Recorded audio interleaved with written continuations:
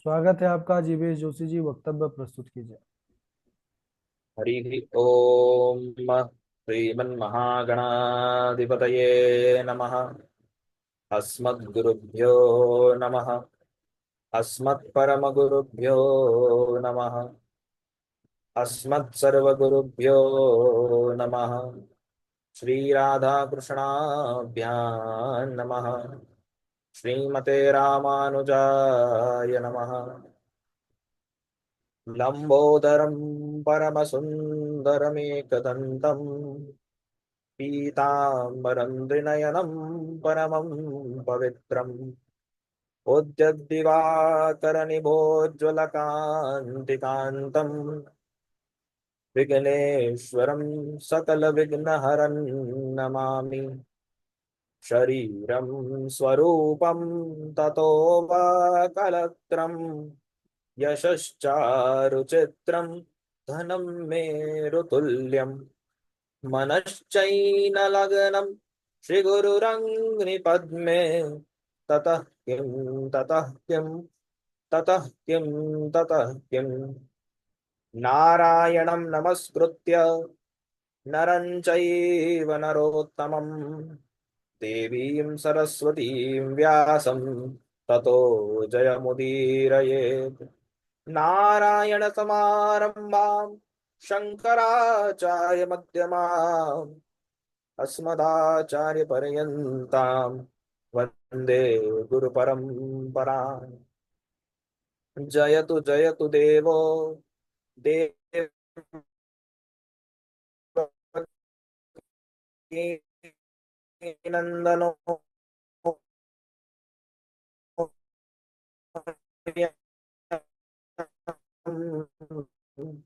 जयतु आरणाशो मुकुन्दः कृष्णत्वदीयपदपङ्कजपञ्जरान्ते अद्यैव मे विशतु मानसराजहंसः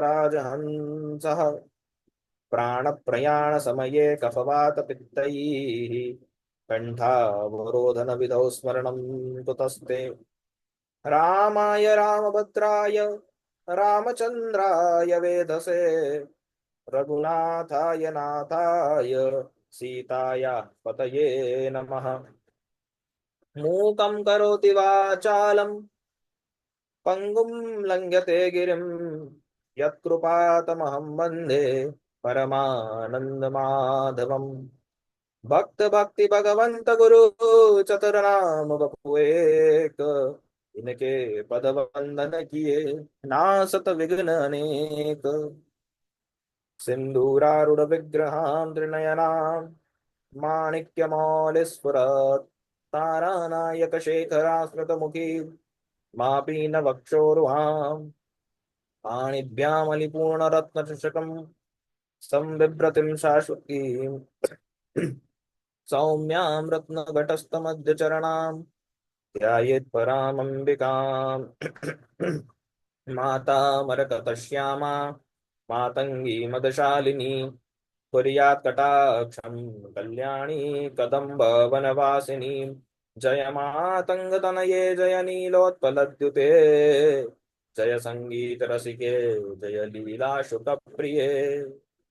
ॐ अज्ञानतिमिरान्धस्य ज्ञानाञ्जनशलाकया चक्षुरुन्मीलितं येन तस्मै श्रीगुरवे नमः। जय श्री कृष्ण चैतन्य प्रभो नित्यानंद श्री अद्वैत गदाधर श्री वासादि गौर भक्त वृंद। हरे कृष्ण कृष्ण कृष्ण हरे हरे हरे राम राम राम हरे हरे। ओम शिवाय नमः। शिवलिंगाय नमः। नारायण अखिल गुरौ भगवन्नमस्ते। नारायण अखिल गुरौ भगवन्नमस्ते। बोलिए श्री कृष्णचंद्र भगवान की जय। श्रीमती राधा रानी की जय। श्रीमद्भागवत महापुराण की जय। धर्म की जय हो। अधर्म का नाश हो। प्राणियों में सद्भावना हो। विश्व का कल्याण हो। गौ माता की जय हो। सद्गुरुदेव भगवान की जय हो। शिव नमः पार्वती पते हर हर महादेव हर। अनंत कोटि ब्रह्मांड नायक अचिंत कल्याण गुणगण निधान, अखिलेश्वर सर्वेश्वर सर्वाधिपति, अकारण करुणावरुणालय, सकल जन्य कल्य शाप हारक, परात्पर परब्रह्म परमेश्वर, अनंत कोटि कंदर्प दर्प दलन, निर्गुण निराकार सगुण साकार, जगदैक बंधु करुणैक सिंधु, सच्चिदानंद घन परमात्मा भगवान श्री कृष्ण एवं श्री राधा रानी की युगल चरणों में दास का बारंबार समुपस्थित भागवत भक्त, भागवत कथा अनुरागी सज्जनों, भक्तिमयी मातृशक्ति भगिनी बांधवों, सिया राम मय सब जग जानी, करहु प्रणाम जोरि जुग पान, सच्चिदानंद रूपाय विश्वोत्पत्त्यादि हेतवे, तापत्रय विनाशाय श्री कृष्णाय वयं नमः। सज्जनों, अभी हम लोग भगवान की बाल लीलाओं का आनंद ले रहे थे, भगवान की बाल लीला में चल रहे हैं। ब्रज की गोपियों का रहस्य जाना, भगवान की माखन चोरी का स्वाद लिया, ब्रज की माटी का आस्वादन किया और करोड़ों जन्मों के बाद 84 लाख योनियों में भटकने के उपरांत कुछ पुण्य हमने किए, जिसके कारण यह मानव शरीर हमको प्राप्त हुआ। और उसमें भगवान की कृपा के कारण हमारी बुद्धि भागवत जी को सुनने में, भागवत जी को सीखने में और भागवत जी को पढ़ने में लगी। तो उन नंद बाबा और यशोदा मैया ने ऐसा क्या पुण्य कर दिया कि भगवान उनके अधीन हो गए। हमारे कुछ जन्मों के पुण्य उदित हुए तो हमें भगवान की कथा सुनने को मिली। तो जरा सोचिए, उन नंद बाबा और यशोदा मैया ने कितने पुण्य किए होंगे।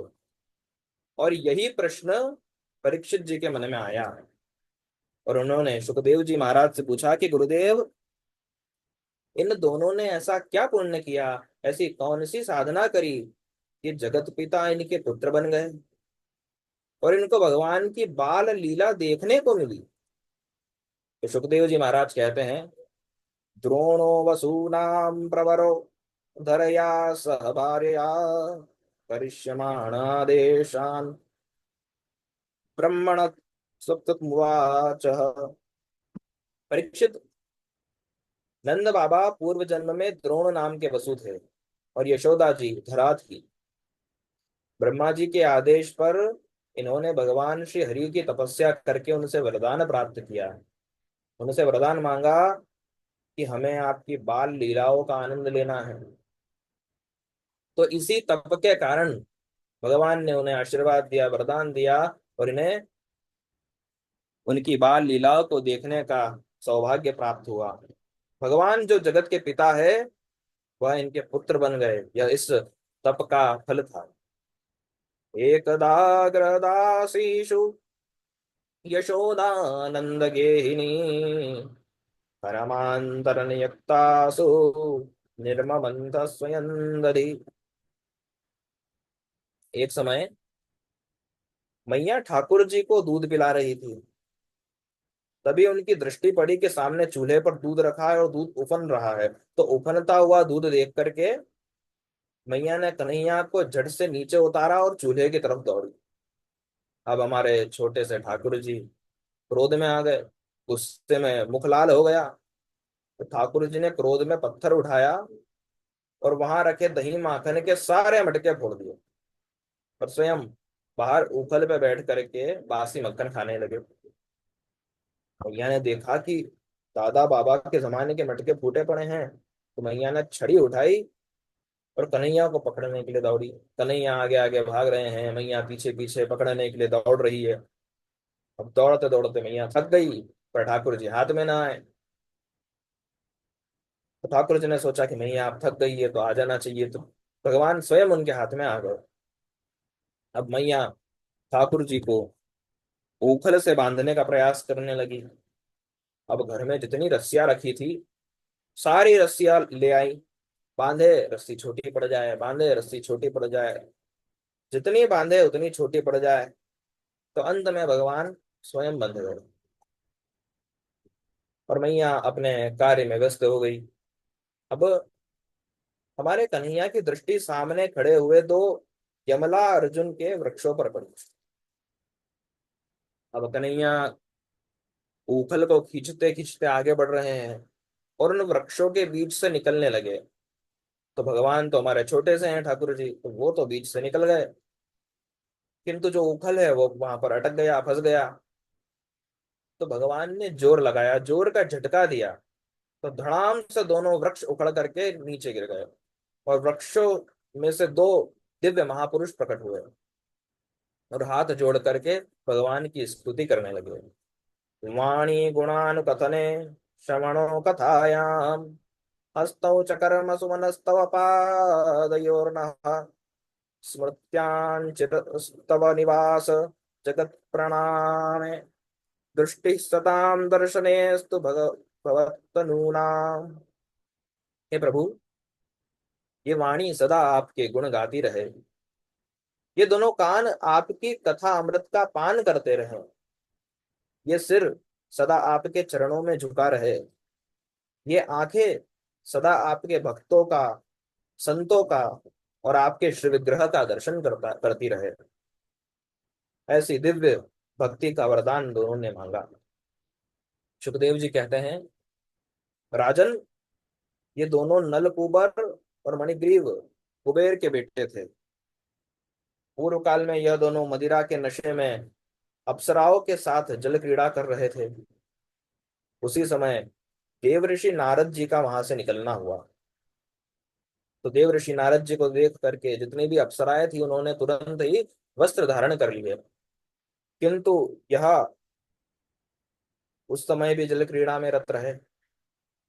तब नारद जी ने इन्हें श्राप दे दिया कि जिसके कारण श्राप दे दिया, जिस श्राप के कारण यह वृक्ष बन गए। जब इन्होंने क्षमा याचना की, नारद जी से क्षमा मांगी, तो नारद जी ने कहा कि जाओ और जाकर के नंद महल के वृक्ष बन जाओ। जब भगवान का अवतार होगा तो उनके द्वारा तुम्हारा उद्धार होगा, भगवान तुम्हारा उद्धार करेंगे, तुम्हारा कल्याण करेंगे।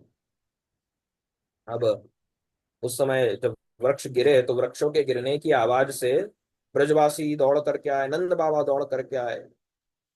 नंद बाबा ने कन्हैया को उथल से खोला और बोले, अरे कन्हैया, तुझे कौन बांध करके चला गया? कन्हैया बोला, मैया ने बांधा। ठीक है, अब मैया के पास मत जाइयो। ठाकुर जी बोले, हाँ हाँ, अब ना जाऊंगा मैया के पास। तो पास में एक गोपी खड़ी थी, गोपी ने कहा, अच्छा, अगर मैया के पास नहीं जाओगे तो दूध कहाँ से पियोगे? तो हमारे नटखट ठाकुर जी बोले, मेरे बाबा के पास 9 लाख गाय हैं, दूध की कोई कमी वमी नहीं है हमारे पास। दूध हम गाय का पी लेंगे, गाय भी हमारी माता है, गैया मैया का दूध हम ग्रहण कर लेंगे। अब दिन भर ठाकुर जी नंद बाबा के साथ रहे। रात्रि में जब सोए तो नंद बाबा के पास सोए, पर ठाकुर जी को नींद ना आए, उधर मैया को भी नींद ना आए। तो ठाकुर जी धीरे से उठे और मैया के पास जाकर के सो गए। मैया ने उन्हें हृदय से लगा लिया। तो इस प्रकार की बाल लीला हमारे ठाकुर जी कर रहे हैं। आगे एक फल बेचने वाले की बड़ी, बड़ी ही अद्भुत कथा है, छोटी सी, कि एक दिन एक फल बेचने वाली ब्रज में आई और सुबह से शाम हो गई और उसका कोई फल ना बिका। ठाकुर जी ने देखा तो ठाकुर जी को उस पर दया आ गई। ठाकुर जी उसके पास गए और कहा, अरे भैया, हमको भी तो। फल वाली ने ठाकुर जी के छोटी सी हथेलियों को फलों से भर दिया। ठाकुर जी अंदर गए और अंदर अपनी अंजलि में अनाज भर करके लाए। अब लाते लाते ही रास्ते में बहुत सा अनाज तो गिर गया, मात्र कुछ अनाज के दाने उनकी हथेली में शेष रहे। ठाकुर जी ने ला करके वो अनाज के दाने उस फल वाली की टोकरी में डाल दिए। जब फल वाली अपने घर गई तो घर जाकर के देखा तो वह टोकरी रत्नों से भर गई। तो ऐसी कृपा भगवान की है। बोलिए कृष्णचंद्र भगवान की जय। आगे गोकुल से वृंदावन जाने का एक वृत्तांत है। तो गोकुल में आए दिन कुछ ना कुछ होता रहा, कुछ उत्पात होते रहे, कभी कोई राक्षस आ जाए, कभी कुछ हो जाए। तो गांव में सबसे बुजुर्ग आदमी जो होता है वह सलाह देता है कि ऐसा करना चाहिए। तो हमारे ब्रज में भी सबसे बुजुर्ग एक गोप थे, उनका नाम था उपनंद। उन्होंने कहा कि अब हमें यहाँ से कहीं दूसरी जगह जाना चाहिए, अब यह जगह सुरक्षित नहीं है। यदि आप हमारे कन्हैया की और सभी ग्वाल वालों की सुरक्षा चाहते हैं तो हमें किसी अच्छी जगह पर जाना चाहिए। हमें कोई ऐसा स्थान देखना चाहिए जहाँ सभी आवश्यक चीजें हों, जैसे पानी हो, गायों के लिए हरा चारा हो।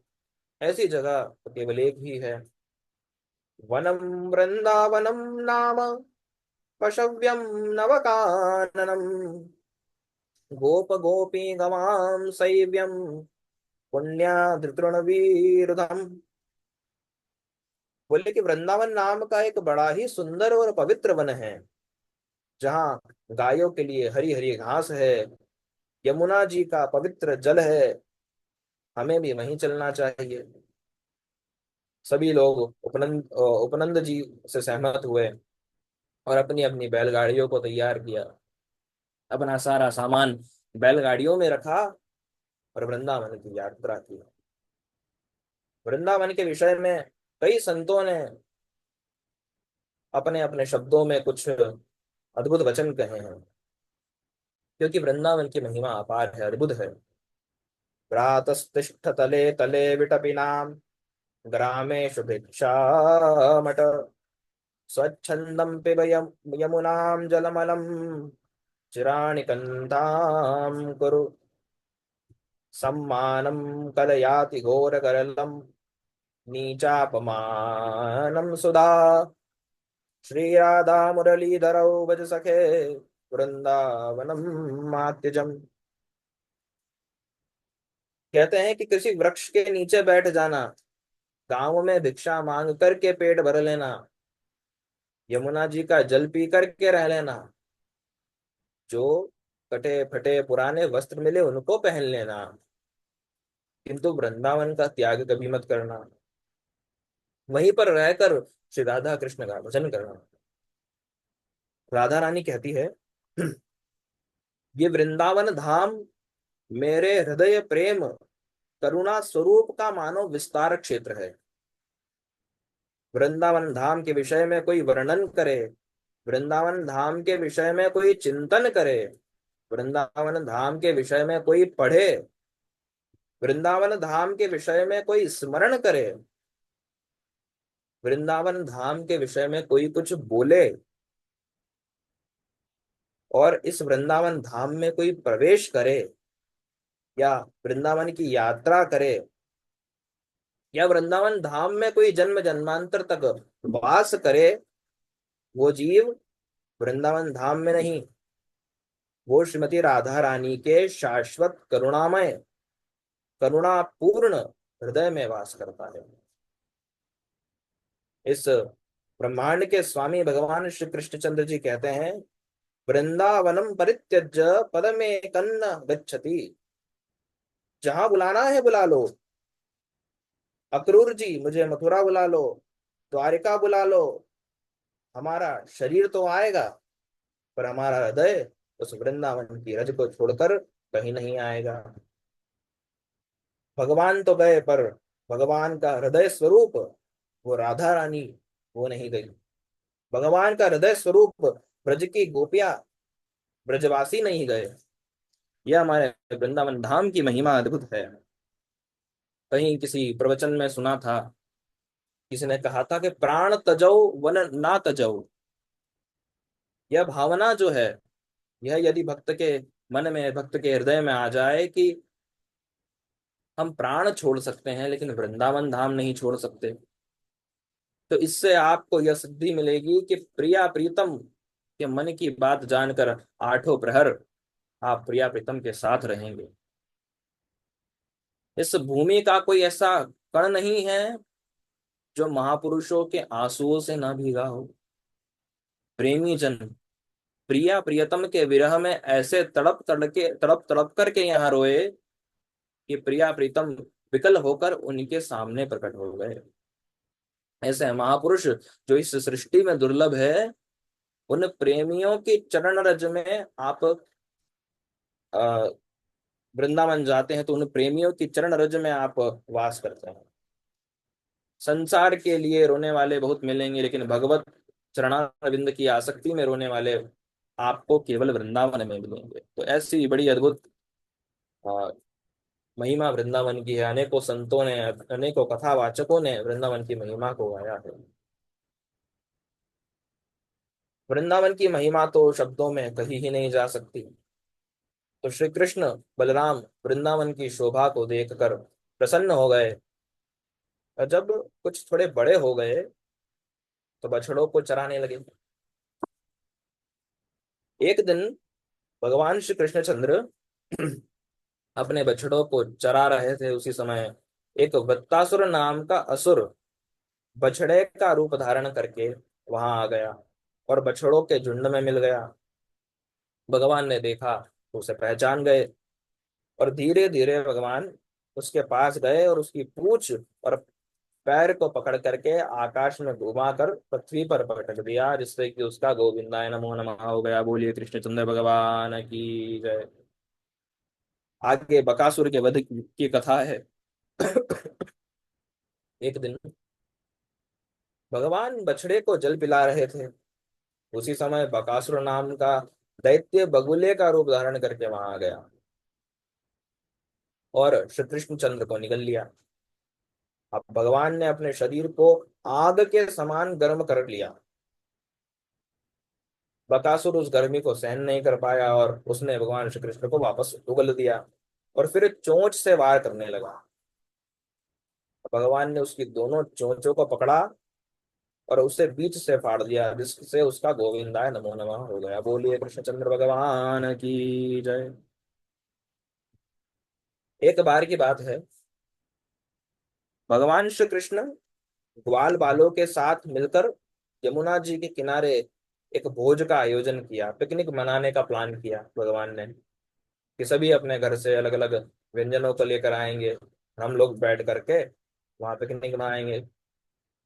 तो सभी ग्वाल वाले कृष्ण के साथ सवेरे सवेरे निकल पड़े, कई प्रकार के खेलों को खेला। और भगवान कृष्ण वृंदावन की शोभा को देखते देखते वन में आगे निकल गए। उनके पीछे पीछे सभी ग्वाल बाले आ रहे हैं। ग्वाल बाले भी दौड़ दौड़ कर कृष्ण जी से आगे निकल गए। तो ग्वाल बालों जब आगे गए तो उस समय अघासुर नाम का एक दैत्य मार्ग में अजगर का रूप लेकर के अपने मुख को खोलकर मार्ग में लेट गया। ग्वाल बालों ने देखा, ग्वाल बाले हमारे भोले भाले, उन्होंने देखा तो सोचा कि वृंदावन की कोई शोभा होगी, बड़ी अद्भुत गुफा है, मानो किसी अजगर का मुख हो। सूर्य की किरणों से ऐसा लाल प्रकाश झलक रहा है जैसे किसी अजगर के होंठ हो, और गुफा की कंदराएं ऐसी हैं जैसे किसी अजगर अजगर का जबड़ा हो। और ये जो लाल सड़क है वह तो ऐसी लगती है जैसे अजगर की जीभ हो। बड़ा ही अनोखी गुफा है, किंतु इस गुफा से बड़ी दुर्गंध आ रही है, जैसे कई जीव मरे पड़े हों। किंतु सभी ग्वाल बालों के मन में कौतूहल है जानने का कि ये अद्भुत शोभा है क्या। तो कौतूहलवश ग्वाल वाले अजगर के मुख में प्रविष्ट हो गए, किंतु उस दुष्ट अघासुर ने मुख बंद नहीं किया। वह इंतजार करता रहा कि कृष्ण जी आए तब मैं मुख बंद करूं। तो कृष्ण ने देखा तो ग्वाल बालों के पीछे पीछे दौड़ करके अघासुर के मुख में प्रविष्ट हो गए। जैसे ही ठाकुर जी उसके मुख में प्रवेश किया तो उसने मुख बंद करना चाहा, किंतु हमारे भगवान ने अपना आकार बड़ा करना प्रारंभ कर दिया और इतना बड़ा आकार कर लिया कि अघासुर की श्वास रुक गई और उसका प्राणांत हो गया, उसका गोविंदाय नमो नमः हो गया, उसका जय श्री कृष्ण हो गया। तो भगवान ने ग्वाल बालों को बाहर निकाला, स्वयं बाहर निकले। उस अघासुर के शरीर से एक दिव्य ज्योति निकली जो भगवान श्री कृष्णचंद्र के चरणों में समाहित हो गई। भगवान की कृपा से ग्वाल बालों को जीवन दान मिला। और यह देखकर आकाश में देवता जय जयकार करने लगे, ढोल नगाड़े बजने लगे। और उन जय जयकारों की गूंज इतनी थी, ध्वनि इतनी थी कि पूरा ब्रह्मलोक गूंज उठा। तो आगे भगवान ने किस प्रकार ब्रह्मा जी के भ्रम को दूर किया, उनके अहंकार को दूर किया, उस कथा को हम अगले दिवस पढ़ेंगे, श्रवण करेंगे। मैं आज अपने वाणी को यहीं विराम देता हूँ और भगवान कृष्ण के चरणों में उसे अर्पित करता हूँ। बोलिए कृष्णचंद्र भगवान की जय। भागवत महापुराण की जय। जय जय श्री राधे। जय जय श्री राधे। शिव नमः पार्वती पते। हर हर महादेव। हर राधे राधे बोलिए। बहुत सुंदर जोशी जी, आपकी कथा मन को आनंदित कर दिया। इसी प्रकार आप तैयारी करते रहे और भगवान की कथा सुनाते रहे। राधा माधव की कृपा आपके ऊपर हमेशा बनी रहेगी। जय श्री राधे।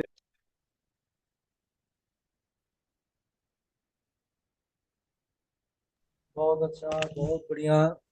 हमारे झा जी बड़े प्रसन्न हैं जीवेश जोशी जी वक्तव्य सुन करके, और ठाकुर जी की विशेष कृपा है कि इतना अच्छे से वह अपनी कथा आपसे बुलवाते हैं। आपका परिश्रम, आपका लगन, वह वक्तव्य से स्पष्ट हम सब सुन पा रहे थे, देख पा रहे थे। बहुत अच्छा, ठाकुर जी कृपा बनी रहे उत्तरोत्तर। एकदम इसका जो सुधार है होता ही जाएगा और आनंदित होंगे। बहुत बढ़िया। कभी थोड़ा